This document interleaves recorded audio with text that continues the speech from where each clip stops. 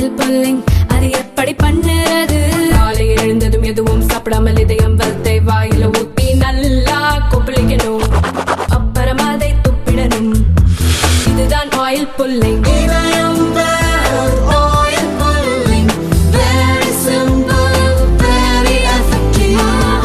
தமிழக பள்ளிக்கல்வித்துறை சார்பாக நடைபெற்று கொண்டிருக்கின்ற மாநில அளவிலான நீச்சல் போட்டி பாரதியார் தினம் குடியரசு தின விழாவை முன்னிட்டு திருநெல்வேலியில் உலகத்தரம் வாய்ந்த நீச்சல் குளத்தில் இந்த போட்டியானது இப்போது ஆரம்பித்து நடைபெற்று கொண்டிருக்கின்றது.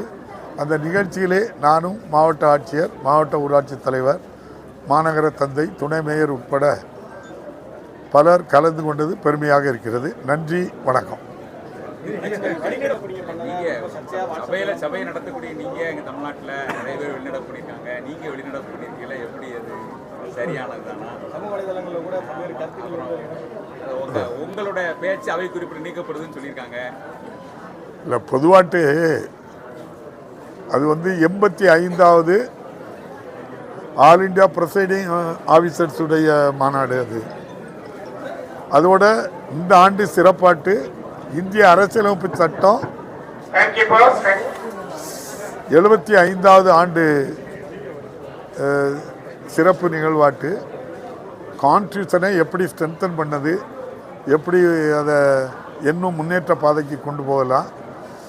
அதே போல் சட்டப்பேரவை தலைவர்கள் ஒவ்வொரு இடங்கள்லையும் என்னென்ன பிரச்சனைகள் இருக்குது அது அங்கே கருத்தை பதிவு பண்ணுற இடம். அது அவ்வளோதான், ஆண்டுதோறும் நடக்கும். அதில் நம்ம மாநில ஆளுநர் அவர்கள் 2023 25 வரை 3 ஆண்டுகளாட்டு தொடர்ந்து முதல் கூட்டத்தொடரில் நடந்த நடவடிக்கைகள் உங்களுக்கு தெரியும். அப்படி நடக்கக்கூடாதுங்கிறத வலியுறுத்தினோம், அவ்வளோதான். அதுபோல் மாநில அரசு ஒரு பில்லை நிறைவேற்றி கொடுத்தா நம்முடைய பாராளுமன்ற ஜனநாயகம் தான் நம்முடைய தமிழக சட்டமன்ற ஜனநாயகத்துக்கு அதே தான். பாராளுமன்றத்தில் ஒரு பில்லை நிறைவேற்றி கொடுத்தா நோ மினிட் குடியரசுத் தலைவர் ஒப்புதல் போட்டு கொடுத்துருந்தாங்க. ஆனால் தமிழக அரசு நிறைவேற்றி கொடுக்கின்ற அந்த தீர்மானத்தின் மீது அனுமதி தரதுக்கு மாண்புமிகு ஆளுநர் அவர்கள் எந்த முயற்சியும் அதை பற்றி யோசிக்கிறதே கிடையாது. அந்தாலே வச்சுருது. திருப்பி அனுப்புவது ஒரு 5-6 மாதம் கழிச்சு அதை திரும்பவும் நம்ம அசம்பிளியில் வச்சு திரும்பவும் நம்ம அதை நிறைவேற்றி கொடுத்தோம்னா உடனே அனுமதி தரணும். அது உடனே அனுமதியும் தராமல் அதை என்ன செய்வாங்கன்னா திரும்ப அவங்க செய்ய வேண்டிய பணியை குடியரசுத் தலைவருக்கு தூக்கி போட்டாங்க. ஆக அங்கே போய் இப்படி அதை பில்லை பாஸ் பண்ண விடாமுக்கு எவ்வளோ இடையூறு பண்ணணுமோ அது பண்ணுறது. அதே போல் இப்போ 6 பல்கலைக்கழகத்தில் விசி இல்லை, துணைவேந்தர்கள். அதுக்கு நம்முடைய ஆளுநர் அவர்கள் யூஜிசிலையும் ஒரு ஆளை மெம்பராக போடுங்கன்னு சொல்கிறாங்க. அது நியாயம் கிடையாது. யூஜிசிக்கு அந்த அதிகாரமும் கிடையாது. பல்கலைக்கழகம் ஆரம்பிக்கிறது தமிழக அரசு. தமிழக அரசு ஆரம்பிக்கும் போதே வேந்தராட்டு நம்ம கவர்னரை வைங்க அப்படின்ட்டு சொல்லி ஆட்சி மன்ற குழு ஒரு பரிந்துரை இருக்குது, அதுபடி தான் இருக்காங்க. தமிழ்நாட்டில் உள்ள தனியார் பல்கலைக்கழகங்கள்லாம் உங்களுக்கு தெரியும், உருவாக்குறவங்களே வேந்தராக இருப்பாங்க, அவங்களே துணைவேந்தர் போடுவாங்க. அந்த அடிப்படையில் பார்த்தா தமிழ்நாட்டில் கிட்டத்தட்ட 20 பல்கலைக்கழகங்கள் இருக்குது. அதில் வேந்தராட்டு இருக்கணும் அப்படின்னு சொன்னால் முதலமைச்சர் தான் வேந்தராக இருக்கணும். ஒரு கமிட்டி வச்சு அவங்க துணைவேந்தர் போடணும். இதுதான் நடைமுறை. ஏன்னா இந்திய அரசியலமைப்பு சட்டத்தில் பல்கலைக்கழகம் ஆரம்பிக்கக்கூடிய முழு உரிமையும் மாநில அரசுக்கு தான் இருக்குது. அதை நிர்வாகம் பண்ணுறதுக்கும் நமக்கு தான் உரிமை இருக்குது. சில பேர் தவறுதலாட்டு யூனிவர்சிட்டி கிராண்ட் கமிஷன் யூஜிசி அப்படிங்கிறது அது நிதி தருதில்ல, சம்பளத்துக்கெல்லாம் நிதி கொடுக்க மாட்டாங்க. அது என்ன, ஏதாவது யூனிவர்சிட்டியில் ஸ்பெஷல் ரிசர்ச் இருந்துன்னா அதுக்கு நிதி உதவி கொடுப்பாங்க, அவ்வளோதான். நான் நிதி உதவி பண்ணியிருக்கேன், என்னைய வேந்தரா போடுன்னு யாரும் சொல்ல முடியாது, கிளைம் பண்ண முடியாது. அப்படி ஒரு சட்டமும் கிடையாது. முழுமையாட்டு மாநில அரசுக்கு சொந்தமான பல்கலைக்கழகத்தில் இப்படிப்பட்ட குறைபாடுகள் இருக்குது. இப்படியெல்லாம் மாநில ஆளுநர்கள் அரசுக்கு எதிராட்டு, இந்திய அரசியலமைப்பு சட்டத்துக்கு எதிராக, உச்சநீதிமன்ற தீர்ப்புக்கு எதிராக, மக்களால் தேர்ந்தெடுக்கப்பட்ட சட்டமன்ற உறுப்பினர்கள் இருக்கின்ற 100 ஆண்டு பழமையான நம்முடைய சட்டமன்றத்துக்கு இழுக்கு ஏற்படும்படியாக நடக்குது. இது முறை இல்லை. அப்படின்னு சொன்னால் என்ன அர்த்தம்னா மேலே அவங்களுடைய கவனத்துக்கு போனால் அவங்க அதை நிவர்த்தி செய்து கொடுக்கணுங்கிறது தான் நம்முடைய நோக்கம். அந்த அடிப்படையில் தான் அது பதிவு செய்யப்பட்டது.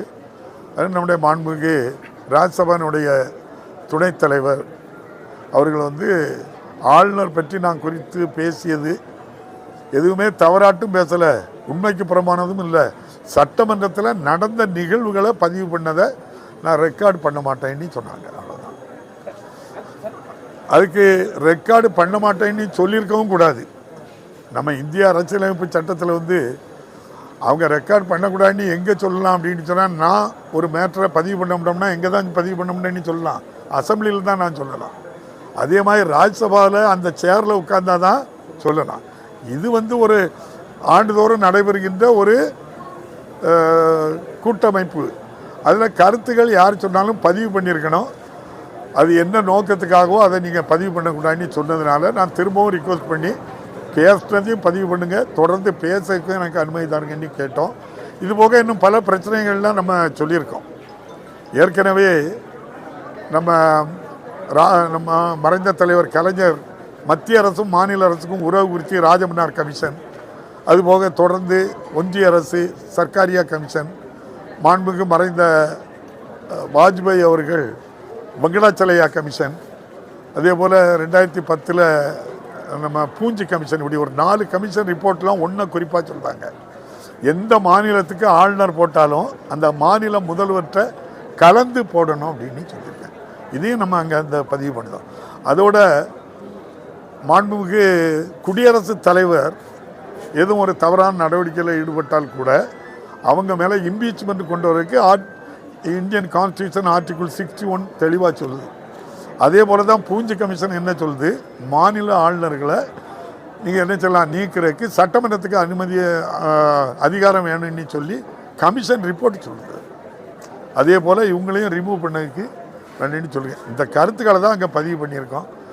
இதுக்கு இல்லாத அதிகாரத்தை வச்சு என்னைய நீங்கள் பேசுறதையும் நீக்கிறோம் பேசவும் கூடாதுன்னு சொன்னதுனால நம்முடைய ஜனநாயக வழியில் அறவழியில் நம்முடைய எதிர்ப்பை காட்டுறதும் தெரிவிக்கணுங்கிறதுக்காக வாக் அவுட் பண்ணோம். அவ்வளோதான். இதில் வேறு அந்த கமிட்டியில் 3 பேர். முதல்ல வந்து நம்முடைய லோக்சபா சபாநாயகரும், அடுத்து நம்முடைய ராஜ்யசபானுடைய துணை சபாநாயகர், அவங்க தான் என்ன சொன்னது. 3வது வந்து லோக்சபானுடைய துணை சபாநாயகர். இந்த அரசு பொறுப்பேற்ற நாள் முதல் துணை சபையர் பதவியே போடலை, காலி, அந்த இடமே காலி. அந்த 3 பேர் தான் அதில் வந்து ஹெட்டு. அவங்கள அதில் தம்பி ஞானசேகரன், நீங்கள் அந்த வீடியோ ஃபுல்லாக பார்த்துருப்பீங்கள. நான் வந்து கடந்த 10ஆம் தேதி நிரஞ்சன்னு ஒரு தம்பி ஒரு புக் எழுதினார், இந்தியாவின் வெற்றின்னு நினைக்கிறேன் அந்த புக்கு பேர். அதை வெளியிட போகும்போது நீங்கள் சொன்ன பேர் கொண்ட ஞானசேகரன் ஒரு ஆள் வந்து எனக்கு துண்டு போட வந்தார். அந்த துண்டு போட்டோடனே என்னப்பா ஞானசேகரன் சொன்னோடனே எனக்கு பயமாலாம் இருக்குது, நீ அந்த ஞானசேகரனா? இல்லை நான் அது இல்லை அப்படின்னாங்க. ஜாலியாக பேசினேன், அவ்வளோதானே தவிர அந்த ஞானசேகரனா கையை காட்டி தான் என் தம்பி ஞானசேகரன் பெயர் கொண்டவர் தான் இந்த தவறு பண்ணியிருக்காரு. அதுக்கு தான் 3 ஐபிஎஸ் ஆஃபீஸர் பெண்கள் போட்டிருக்குன்னு சொன்னோம். அதை எடுத்து அதே வீடியோவில் இன்னும் நிறைய இருக்குது, நீங்களே எடுத்து பார்த்து எவ்வளோ ஒப்பீட சொல்லியிருக்கேன். இந்த 2 பேர் ஒப்பீட மாதிரி நிறைய சம்பவங்களை ஒப்பிட்டுருக்கேன். அதெல்லாம் நீங்கள் போய் கேளுங்க, அதெல்லாம் எடுத்து போடக்கு தயாராக கேளுங்க. ஆளுநர் வந்து இப்போ நேற்றுலேருந்து தமிழகத்தை ரொம்ப புகழ்ந்து பேசிட்டு இருக்கிறாரு. நேற்று வந்து பெண்கள் பாதுகாப்பான மாநிலம், பெண்களுக்கு இங்கே தான் ரொம்ப பாதுகாப்பு. டெல்லியை விட தமிழகத்தில் வந்து வட மாநிலத்தை சேர்ந்த வடகிழக்கு மாநிலத்தை சேர்ந்தவர்கள் தமிழகத்தில் அதிகமாக ஆளுநர் வந்து படிக்க வராங்க. குறிப்பாக பெண் குழந்தைகள் படிப்பதற்கு பாதுகாப்பான மாநிலமாக இது இருக்குது. அவங்களுடைய தாய் தந்தை டெல்லியை விட தமிழகத்தில் சென்னையில் நிறைய பேர் படிக்காங்க அப்படின்னு சொல்லி சொல்லியிருக்காரு. இப்போவாது இந்த ஆட்சி சட்டத்தின் ஆட்சி நம்முடைய மாண்புக்கு முதல்வர் நடத்துகிறார் என்பதை ஒத்துக்கொண்டதுக்கு நன்றி. ஆளுநர் குறித்து சொன்னீங்க, நீங்கள் ஆளுநருக்கு வந்து அதிகாரம் பெருசாக தேவையில்லை அப்படின்ட்டு பல்கலைக்கழகங்கள் துணைவேந்தர் பதவிக்கான இடத்தை சொன்னீங்க. உங்களுக்கே தெரியுது மாநில அரசுக்கு தான் அந்த முழு அதிகாரம், ஒரு மரபு தான் இருக்குன்னு சொன்னீங்க. அப்போ மாநில அரசே அந்த பல்கலைக்கழகங்களில் வேந்தரை நியமனம் பண்ணலாம். அந்த பில்லு தானே, அந்த பில்லு ஒரு பல்கலைக்கழகம் ஆரம்பிக்கணும்னா அந்த பல்கலைக்கழகத்துக்கு அனுமதி கொடுத்தது அதாவது மூல சட்டத்துக்கு அனுமதி கொடுத்தது ஆளுநர். அதே ஆளுநர் அதில் திருத்தம் கொண்டு போகிறோம், முதலமைச்சரை வேந்தராக்கணும் அப்படின்னு ஒரு திருத்தம் கொண்டு போகிறோம். அதுக்கு தான் அனுமதி கொடுக்கல, அதை திரும்ப அனுப்புகிறாங்க. அதையும் நம்ம சட்டமன்றத்தில் பாஸ் பண்ணி அனுப்புகிறோம். அதுக்கப்புறமும் என்ன செய்கிறாங்க, அதுக்கு உடனே தரதுக்கு பதிலாக, அதாவது இதுக்கு அனுமதி வழங்க வேண்டிய முழு உரிமையும் ஆளுநருக்கு தான் இருக்குது. ஆளுநர் வழங்காமல் அதை எங்கே அனுப்பியிருந்தாங்க, அதை கொடுக்கறதுக்கு மனம் இல்லாமல் குடியரசுத் தலைவருக்கு அனுப்பியிருந்தாங்க. குடியரசுத் தலைவர்லேருந்து அது வரா, இப்போ நீங்கள் அதை இம்ப்ளிமெண்ட் பண்ணிடலாம்ல சட்டமன்றத்தில். ரெண்டாவது அது வந்து தீர்மானம் நிறைவேற்றினாலே அதுக்கு ஒப்புதல் வாங்கணும். நம்ம நம்முடைய மாண்புமிகு முதல்வர் ஒருபோதும் இந்திய அரசியலமைப்பு சட்டத்துக்கு எதிராட்டோ மரபுக்கு எதிராட்டோ எடுத்தேன் கவிழ்த்தேன் நான் தான் எல்லாம் அப்படின்ட்டுலாம் ஒருபோதும் சொல்ல மாட்டாங்க, செய்யவும் மாட்டாங்க. முறையாக ஆளுநர் அனுமதி வந்தால் தான் அதை பயன்படுத்துவாங்களே தவிர இல்லைன்னா பயன்படுத்தவே மாட்டாங்க. நாங்கள் இது அனுப்பியாச்சு அப்போ எங்களுக்கு ஓகே தான் அப்படின்னு சொல்லி பண்ண மாட்டாங்க. ஆனால் நீங்கள் சொன்னீங்க யூஜிசி வந்து ஒன்று கிராண்டு தான் கொடுக்குது அப்படின்னு.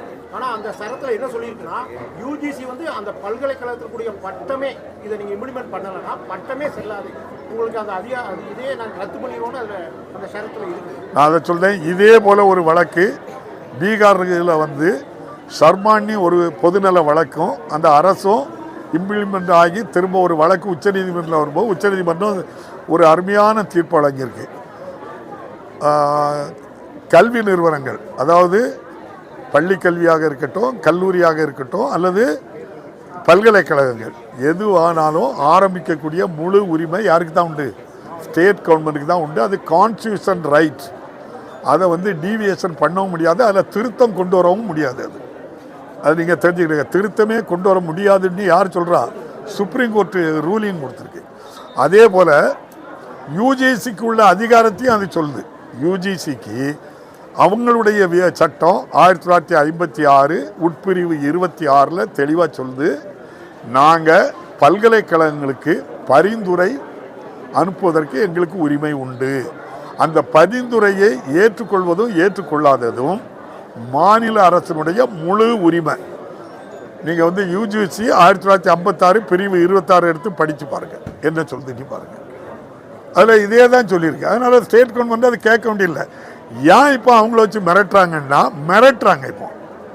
இப்போ நான் எம்எஸ் யூனிவர்சிட்டியில் நான் பட்டம் வாங்கியாச்சு, ஆக்ஸ்போர்டில் போய் மேல் படிப்பு படிக்கிறேன், கலிபோர்னியாவில் போய் மேல் படிப்பு படிக்கிறேன், அந்த பட்டத்தை வாங்கிட்டு வரேன். இந்த யூஜிசி உனக்கு இது செல்லாண்டி சொல்ல முடியுமா?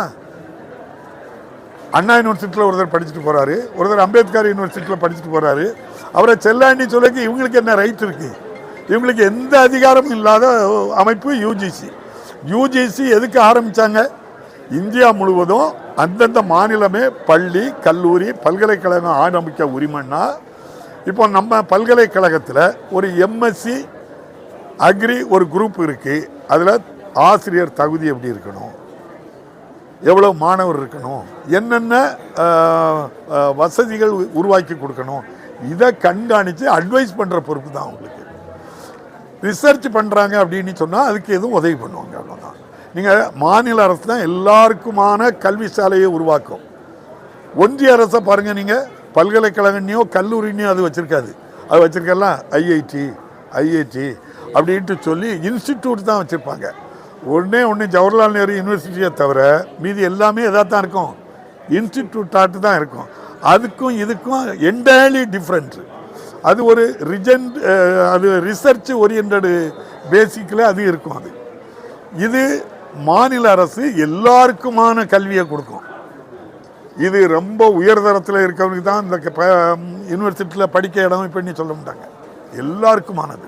அப்போ எல்லாருக்குமானது அந்த ஸ்டேட் கவர்மெண்ட் தான் கொடுக்கும். அதில் இப்போ நீங்கள் தொடர்ந்து இந்த அரசு யூஜிசியை வச்சு மிரட்டுது. NEPC new education policy NEP அது கொண்டு வந்திருக்காங்க. அது எப்படி சொல்கிறாங்க பாருங்கள். NEPயில் என்ன சொல்கிறாங்க, 3, 5, 8, 10, 12 எதுலையா ஃபெயில் ஆகிட்டா நீ எங்கே பேர் உன்னுடைய தாய் தந்தை செய்யக்கூடிய தொழிலுக்கு போன்னு சொன்னால் அதை தான் நம்ம எதுக்குறோம். அது எப்படி சொல்ல முடியும்? நீங்கள் நீட் வச்சுருக்கு, 11, 12 படிக்கிற மாணவர்கள் எல்லாம் நம்முடைய கல்விக் கொள்கையை கட்டமைப்பே பாதிக்கப்படுது. அவங்க பெற்றோர்கள்லாம் 5 லட்சம் 10 லட்சம் கொடுத்து நீட் பயிற்சிக்கு அனுப்புகிறாங்க. பள்ளிக்கூடத்துக்கு பயிற்சிக்கு போவா, நம்ம கட்டமைப்பை கொலாப்ஸ் பண்ணுறாங்க. அதே தான் யூஜிசி. இதே போல் இது உள்ளுகளை தலையிட்டு பல்கலைக்கழக இப்போ இன்னைக்கு இந்தியாவிலே முதல் இடத்துல இருக்குது பட்டம் படிப்பில் தமிழ்நாடு இருக்குது. அப்போ அதை சீர்குலைக்கணுங்கிற கெட்ட நோக்கத்தோடு தான் யூஜிசியை வச்சு இதை பயன்படுத்துகிறாங்க. யூஜிசிக்கு அந்த அதிகாரமே கிடையாது. சட்டத்தில் இல்லாத ஒருத்தர் வந்து நின்றுக்கிட்டு நீங்கள் கேட்டீங்க அவருக்கு இப்படி ஒரு அதிகாரம் இருக்குது அப்படி இன்னும் சொல்கிறாங்க. நான் சொல்கிறேன், இங்கே இருக்க பத்திரிகையாளர்கள் தானே இருக்கீங்க, நீங்கள் சன் டிவியில் இருக்கீங்க, நீங்கள் நியூஸ் 7ல் இருக்கீங்க, நீங்கள் ஈடிவியில் உங்களை நான் இப்போ நீக்கிறேன் உத்தரவு தான் நீங்கள் என்ன சொல்லுவீங்க? எப்படி சிரிப்பிய? என்னடா விவரம் இல்லாமல் இருக்கிறாரு இவர். அந்த நிர்வாகத்துக்கு எனக்கு என்ன சம்மந்தம் இருக்குது சொல்லுங்கள்? உங்கள் நிர்வாகத்துக்கு எனக்கும் சம்மந்தம் இருக்கா? அப்போ நான் இல்லாத எனக்கு இருக்க மாதிரி நினச்சிக்கிட்டு நான் உன்னைய நீக்குவேன் அப்படின்னா நியாயமா? இதுதான் இந்த ஒப்பீடு. இதைத்தான் வச்சு இல்லாத அதிகாரத்தை செந்தில் பாலாஜியை அமைச்சர்களிலிருந்து நீக்கிறேன். யார் சொல்கிறா? மாண்புமிகு ஆளுநர். அவங்களுக்கு எந்த அதிகாரம் இல்லைன்னு 3.5 மணி நேரம் கழித்து அதை வித்ட்ரால் பண்ணுறாங்க. அப்போ இல்லாத அதிகாரத்தை இருக்கதாட்ட எப்படி சொல்லலாம்? ஒரு ஆளுநருக்கு என்ன அதிகாரம்? அமைச்சரவை ஒரு முடிவெடுத்து அனுப்புனா அதில் உத்தரவு போடலாம், மறுக்கலாம். சட்டமன்றம் ஒரு தீர்மானத்தை நிறைவேற்றி அனுப்பினால் மறுக்கலாம் அல்லது அனுமதிக்கலாம். இதானே அவங்க உரிமை. அதை தாண்டி ஒரு வெள்ளை பேப்பரை கொண்டா நான் உத்தரவு போடுதேன், நீ கிடையாது நீ கிடையாது நீ உண்டு, இப்படி அது பண்ண முடியுமா? அதான் சிறு பிள்ளைத்தனன்னு நம்ம தலைவர் சொன்னது. என்ன செய்யாது? சார், வள்ளலாரையும் வள்ளுவரையும் பாஜக அபகரிக்க நினைக்குது, திமுக அழிக்க நினைக்குது. இப்போதான் அடிக்க கை வாங்கியிருக்கோம், அடிச்சா அலறிடுவீங்க மாதிரி போயிட்டு. என் தம்பிகிட்ட தான் நீங்கள் கேட்கணும், என் தம்பிகிட்ட தான் கேட்கணும். திமுக அழிக்க நினைக்கிறது வள்ளுவர். அது நான் திமுக இல்லையே, இப்போனா பொது ஆள்லாம் எல்லாருக்கும் பொதுவான ஆள். ஆனால் நீங்கள் கேட்டனால வள்ளுவரும் நம்ம வள்ளலாரும் யாரை எதிர்த்து பண்ணாங்க? சாதிய ஆதிக்கம், ஆதிக்க வெறிய. அதே போல் சனாதன தர்மத்தை எதிர்த்து வந்தது அவங்க.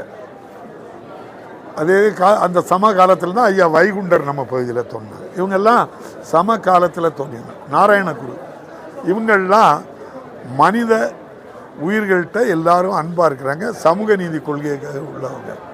ஆகவே இதுக்கு எதிராட்டு நீங்கள் யார் பேசினாலும் எதுக்காக பேசுகிறாங்கன்னு நீங்கள் தான் புரிஞ்சுக்கிடுவீங்கள. தமிழ்நாட்டில் நிறைய ஓவைசி இருக்காங்க, நீங்கள் தான் கண்டுபிடிச்சிக்கணும். நன்றி, வணக்கம்.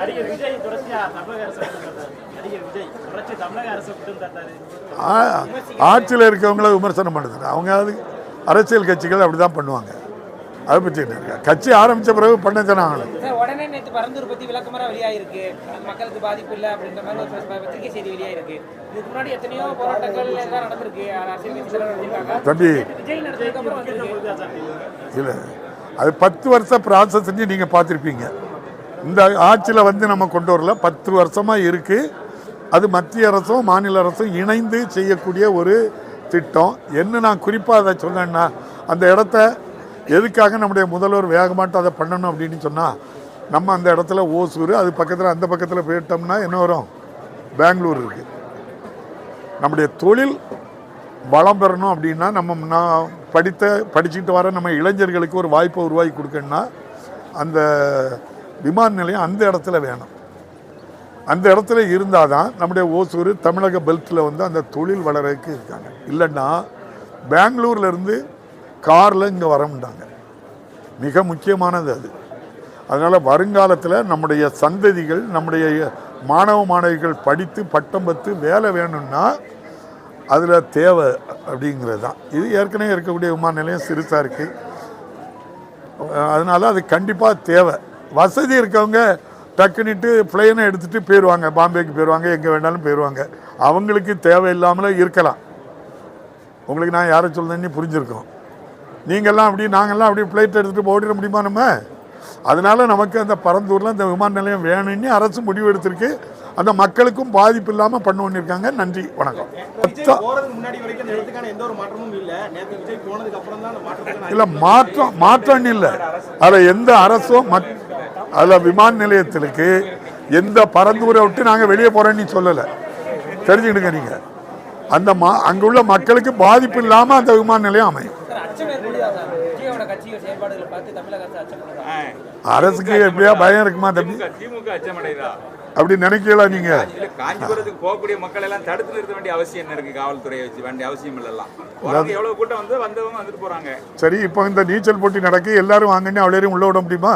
நீச்சல் போட்டியில் கலந்துக்கிட்டவங்கள தான் விட முடியும், பத்திரிகையாளர்களை வர முடியும், மற்றவங்களும் வரக்கூடாது அப்படின்னு தான் சொல்லணும். நீங்கள் யாரையாவது ஒரு ஆளை எதையாவது ஒன்று பண்ணி போட்டு போயிட்டால் சட்டம் ஒழுங்கு கெட்டு போச்சுன்னு நாளை பண்ணுறதுக்கு தானே இவ்வளோ கூத்தும் கேட்கிய நீங்கள் முழுதும் போராட்டம் பண்ணாக்க அனுமதி இல்லை. இங்கே யாராவது அனுமதி கொடுத்து போலீஸ்கிட்ட அனுமதி வாங்கணும்ல. நீங்கள் எங்கே போராட போறீங்க கேட்டால் நீங்கள் உங்களுக்கு சட்டப்படி கேட்டு யாருக்கு கொடுக்கல சொல்லுங்கள். நீங்களே சொல்லுங்கள், இந்த 4 வருஷத்தில் விளையாட்டு போட்டி முன்னால் கிராமத்தில் நடக்கணும்னா அனுமதி கொடுக்க மாட்டாங்க, ஹைகோர்ட்டில் போய் தான் வாங்கிட்டு வருவாங்க. பல லட்சம் செலவு பண்ணவன் தான் கிராமத்தில் விளையாட்டு போட்டி நடத்த முடியும். இன்றைக்கி அப்படியே நடக்கு. இன்றைக்கி யாருனாலும் தான் காவல்துறைக்கு பாதுகாப்பு கொடுங்க, விளையாட்டு போட்டி நடத்திட்டு. அதே போல் விளையாட்டு போட்டியை போல் எந்த போராட்டம் ஆர்ப்பாட்டம் நடத்தினாலும் அதுக்கு என்ன செய்யணும்? எழுதி கொடுத்து அனுமதி கிடைக்கக்கூடிய இடத்துல தான் பண்ணணும். நீங்கள் இன்னைக்கு நின்று நேரே நாங்கள் நீச்சல் போட்டி நடக்கிற இடத்துல போராட்டம் நடத்தணும்னு அனுமதிப்பாங்களா? ஒவ்வொரு போலீஸ் லிமிட்லையும் எந்த இடத்துல போராட்டம் பண்ணணும்னு சொல்லி ஃபிக்ஸ் பண்ணி சர்வ கட்சியும் கூப்பிட்டு பண்ணியிருக்காங்க. நீங்கள் பிரச்சனை பண்ணி சொல்லியே இல்லாத இடத்துல போய் நான் இங்கே போகிறேன் அப்படின்னு சொன்னால் எப்படி பண்ண முடியும்? நீங்கள் சொல்லுங்கள். நீங்கள் அதை நீங்கள் அதோட நீங்கள் இப்போ சொன்ன ஆள் உள் அரங்கத்தில் நான் போய் சந்திக்கைக்கு தான் அனுமதி. உள் அரங்கத்தில் நினைச்ச இடத்துல போய் நின்று நான் எதையும் பண்ணுவேன் அப்படின்னு சொன்னால் நீங்கள் உங்களுக்கு ஒரு நோக்கம் இருக்குது. இதில் யாரையாவது சமூக விரோதிகளை உள்ளே விட்டு ஒரு தகராறு பண்ணி பிரச்சனையை உருவாக்கி சட்டம் ஒழுங்கு கெட்டு போச்சுன்னு ஒரு பில்டப் பண்ணக்காக இப்படியெல்லாம் பேசுவாங்க. அது உங்களுக்கு தெரியாதா தம்பி? சொல்லுங்களா. நீங்கள் தான் எங்களுக்கு சொல்லி தந்தது இந்த பாடங்கள் எல்லாம். எல்லாருக்கும் நீங்கள் என்ன நினைக்கல அவங்களுக்கெல்லாம் அது. நன்றி.